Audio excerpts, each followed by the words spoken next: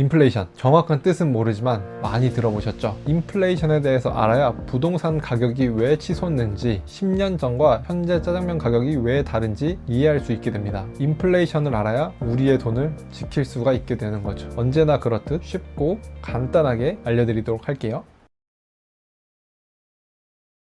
인플레이션은 간단하게 물가가 일정 기간 동안 지속적으로 상승하는 것을 말합니다. 2000년대 초반에는 4,000원이면 짜장면 한 그릇을 먹을 수 있었는데 현재는 평균 8,000원 정도를 줘야 짜장면 한 그릇을 먹을 수가 있습니다. 우리는 이런 걸 보고 물가가 올랐다라고 표현하죠. 그렇다면 인플레이션은 왜 일어나는 걸까요? 중국집 사장님이 돈을 더 벌고 싶어서 마음대로 가격을 올려서 생기는 걸까요? 아닙니다. 물론 사장님도 이익을 더 남기기 위해서 가격을 올리기도 하지만 다른 곳은 7,000원에 팔고 있는데 나만 만원에 팔고 있다면 손님들이 사 먹으러 올까요? 이처럼 물가는 올리고 싶어서 올리는 게 아니라 여러 현상을 원인으로 자연스럽게 올라가게 됩니다. 지난 시간에 자본주의에 대해서 배웠는데요. 자본주의는 돈을 주체로 돈으로 굴러가는 사회라고 말씀드렸죠. 물가가 상승하는 주요 원인은 사실 돈의 양에 있습니다. 돈의 양 때문이라고? 근데 돈은 한국은행에서 만들지 않나? 그럼 한국은행에서 돈을 덜 만들면 되는 건데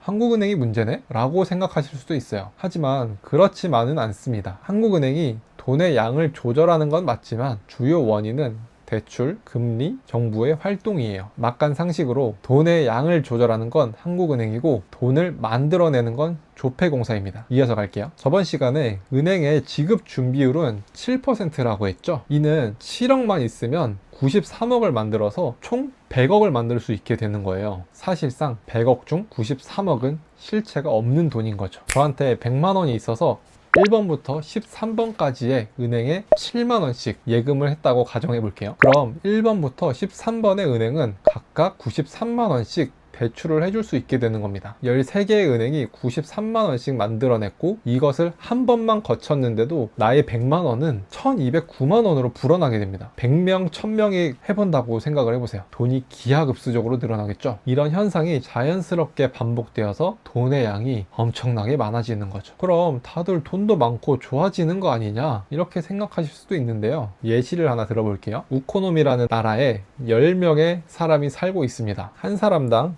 100원의 재산을 가지고 있다고 가정해 볼게요. 그럼 우코노미라는 나라에 1,000원이라는 돈이 존재하게 되죠. 근데 이 나라에서 짜장면은 한 그릇에 10원입니다. 한 그릇에 10원이면 내가 10번만 먹으면 내 전 재산을 다 써버리게 되는 거죠. 한 그릇 한 그릇이 얼마나 소중해지겠어요. 하지만 저 욱은 자본주의라는 것을 공부해서 은행을 차리게 됩니다. 혹시 모르니 7%가 아닌 10%를 남겨두고 대출을 해주게 되죠. 저는 이렇게 홍보할 거예요. 저에게 돈을 맡기면 3%의 돈을 얹어 드릴게요. 하지만 돈이 없어도 괜찮아요. 5%의 이자를 내면 돈도 빌려드릴게요. 이 말을 들은 9명이 저에게 몰려들게 되겠죠. 돈을 맡겨서 돈을 더 벌고 싶은 사람, 짜장면을 더 먹고 싶은 사람, 사업을 시작하거나 확장하거나 집을 사고 싶은 사람 등등 다양한 이유로 저에게 돈을 빌리러 오게 될 것입니다. 우코노미의 나라에 있던 1,000원은 대출을 통해서 9,000원이 더 발생해서 총 10,000원이라는 돈이 생겨나게 됩니다. 그럼 이제 한 사람당 100원이 아닌 1,000원을 가지게 됩니다. 10원짜리 짜장면을 팔던 사장님은 이렇게 생각하죠. 예전에는 하루에 2~3그릇밖에 안 팔렸는데 이제는 10그릇이 팔리네? 혼자 하기 힘들어. 직원을 뽑든 가격을 올리든 해야겠어. 짜장면 가게에 밀가루를 납품하던 농부도 이렇게 생각합니다. 짜장면 가게에서 밀가루를 많이 주문하네? 더 달라고 하면 어쩌지? 농사가 되는 양은 정해져 있고 그렇다고 또 농사가 매년 풍년인 것도 아니고 망할 수도 있으니 밀가루의 가격을 높여서 팔아야겠다. 많이 요약하긴 했지만 이렇게 돈의 양이 많아지면서 재료비의 상승, 인건비 상승, 수요와 법칙 등의 다양한 원인으로 인해서 물가가 올라가게 되는 것입니다. 이 현상을 인플레이션이라고 부르게 되는 것이고요. 물가가 올랐다라고 표현할 수도 있지만 사실상 내가 가진 화폐의 가치가 떨어졌다고 생각해도 무방하죠. 10년 전에 100만원과 현재의 100만원, 이 가치가 왜 다른지 아시겠죠? 그럼 이제 우리의 실생활에 한번 적용을 해볼게요. 다들 예적금은 기본적으로 하고 계시죠? 은행 예금의 이율은 2%, 물가 상승률은 5%라고 가정을 해볼게요. 예금으로 2%를 얻었는데 물가가 5% 상승했으니 실질적으로는 마이너스 3%가 되는 겁니다. 이 마이너스 3%를 실질금리라고 해요. 이렇게 되면 돈을 모으고 있는 게 아니라 사실상 잃고 있게 되는 거죠. 아니 그럼 예적금 안 하지, 주식으로 더 많이 벌면 되는 거 아니야? 이런 위험한 생각하시는 분들이 많을 것 같아서 잠시 캄다운 하시고 빠른 시일 내에 개인 재무에 대해서도 말씀드릴 테니 조금만 기다려주세요.